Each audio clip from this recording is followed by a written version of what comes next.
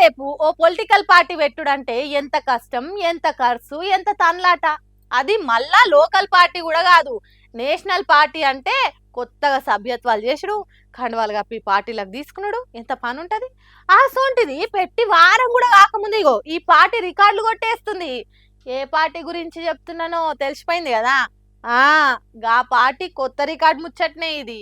Politics అంటే పట్టుండది, దేశంలో ఏమైతుందో కూడా ఐడియా ఉండదు. ఇప్పటికీ యూత్ ఎటు పోతుంది అసలు అనుకుంటా మాట్లాడేటోళ్లకు కొత్తగా వచ్చిన బొద్దింక పార్టీ పర్ఫెక్ట్ జవాబు చెప్తుంది. 3-4 వద్దుల సంది సోషల్ మీడియాలో బొద్దింక పార్టీ ఏ రేంజ్ లో ఫేమస్ అయిందో చూస్తూనే ఉన్నాం కదా. ఈ పేపర్ లీకులు, అవినీతి పనులు, స్కాములు, మతం పేరుతోని కొట్లాటలు, నిరుద్యోగం గోసలు ఇవన్నీ చూసి యాష్టతోని పెట్టిన బొద్దింక పార్టీకి యూత్ జంజీల ఫుల్ సపోర్ట్ వస్తుంది. చూస్తుండగానే ఇదో పెద్ద ఉద్యమం అయిపోయి దేశంలో ఉన్న పెద్ద పెద్ద రాజకీయ పార్టీల లీడర్లు కూడా కాక్రోచ్ పార్టీకి ఖచ్చితంగా మద్దతు ఇస్తామంటారు. ఇక సోషల్ మీడియాలో బొద్దింక పార్టీకి ఉన్న ఫాలోయింగ్ చూస్తే పక్కా పర్షన్ అవుతారు మీరు. 45 ఏళ్ల చరిత్రుండి దేశంలో పవర్లున్న బీజేపీకి ఇప్పటిదాకా 8 మిలియన్ల చిల్లరనే ఫాలోవర్లు ఉంటే 4 రోజుల కింద చాలైన బొద్దింక పార్టీకి 10 మిలియన్ల మీద ఫాలోవర్లు వచ్చిర్రు. సెకండ్ కు ఇంకా పెరుగుతూనే ఉన్నారు. దీంతో నిన్న మొన్నటి దాకా ఈ పార్టీని ఏదో మీమ్స్ పార్టీ, ఏఐ పోస్ట్ల పార్టీ అని ఎక్కిరించిన వాళ్ళు కూడా ఈ లెక్కలు చూసి పక్కా సీరియస్ తీసుకోవాల్సిందే అని ఫిక్స్ అవుతారు. కామన్ పబ్లికే కాకుండా ప్రకాష్ రాజు, ధ్రువ్ రాఠీ అసోంటోళ్ళు కూడా ట్వీట్లు, వీడియోలు పెట్టుకుంటా సపోర్ట్ ఇస్తుంటే సర్కార్ మీద బరాబర్ లడాయి చేస్తేందుకు గిసొంటి రావాల్సిందే అని అనుకొస్తున్నారు. ఇంకొందరేమో ఇది ఆమ్ ఆద్మీ బీ పార్టీ అనుకుంటా అనుమానాలు పడుతున్నారు. మోడీ గవర్నమెంట్ మీద దాడి చేసేందుకు ఆ పోలు ఎన్నుకుని నడిపిస్తున్న కథ ఇదంతా అని రాసుకొస్తున్నారు. కానీ ఎవరెన్నంటున్నా ఏం మాట్లాడుతున్నా గానీ బొద్దింక పార్టీ ఊపైతే తక్కువైతే లేదు పోన్రి. పవర్లున్న పార్టీ లీడర్ల మీద చిన్న బద్నాం వచ్చినా గానీ ప్రతిపక్షాలు ఎంత పంచాయత్ చేస్తాయి ఏం కథ. మళ్ళొచ్చే ఓట్ల నాటికి ఆయనతో ఓడిపోతామా ఏంది అని అధికారంలో ఉన్న పార్టీలే ఆగులు బుగులు అయ్యే తీరు లడాయి చేస్తుంటాయి. మరి అట్లా పువ్వు పార్టీ సర్కార్ మీద అన్ని తీర్ల ఆవేశం చూపించి రంగంలోకి దిగే రాహుల్ గాంధీ బండి ముచ్చట్ల ఎందుకు సపోర్ట్ చేస్తలేడు?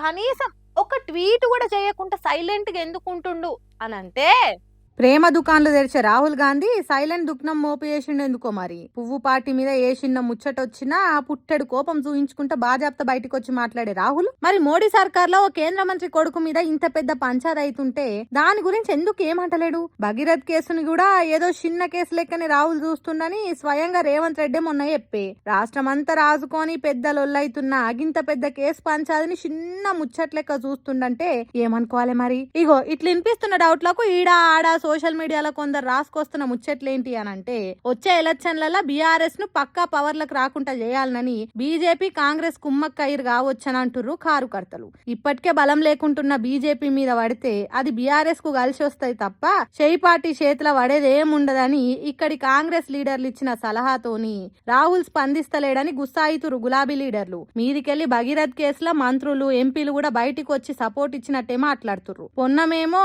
పిల్లగాడు ఇద్దరు ఒకే కులం కాబట్టి పెళ్లి చేస్తే అయిపోయా అని పోక్సో అనేది చిన్న ముచ్చట అన్నట్టు చూసి పెద్ద రాయుని తీర్పులు చెప్పిండు. మల్లు రవి మాట్లాడుకుంటా పిల్లలన్నాక తప్పు చేస్తారయ్యా, దానికే పెద్ద పంచాయత్ చేయాలనా, ఆయన కొడుకు తప్పు చేస్తే తండ్రి ఎందుకు మంత్రి పదవికి రాజీనామా చేయాలనని బండిని దండగానే వెనకేసుకొచ్చినట్టే మాట్లాడుతుంది. మరి గిసొంటి మాట్లాడితే పబ్లిక్ లో పతార పల్సగా అవుతుంది, పార్టీకి చెడ్డ పేరు వస్తుందని కూడా రాహుల్ గాంధీ వాళ్ళని అరుచుకోకపోయే వరకల్లా ఈయనొస్తున్న మాటలు ఇంకింత స్ట్రాంగ్ అవుతున్నాయి. ఇవన్నీ పక్కకు పెడితే ఆఖరికి కనీసం పోక్సో కేసుల బాధితురాల్ని పోయి ఓసారి పలకరిచ్చిరర్రి, పవర్లున్నాం కదా గాయంతనన్న చేయుండ్రి, భరోసా అయ్యుండ్రి, సీతక్కనో కొండా సురేఖనో ఓసారి పోయి చూసి రాపోన్రి అని అన్నయ్య చెప్పలేదంటే రాహుల్ మౌనం వెనుక మతలవేంది మరి అనుకుంటా అనుమాన పడుతురు చాలా మంది. ఆయనతో పింకు పాటోలు అనుకొస్తున్న మాటలకు లింకు పెట్టి కరెక్టేనా కామెంట్లన్నీ అని ఆలోచనలు పడ్డారు కొంతమంది. మరి రాహుల్ సైలెన్స్ కు కారణమేందో ఆయననే నోరు తెరిచి చెప్తే గానీ తెలుస్తలేదుగా.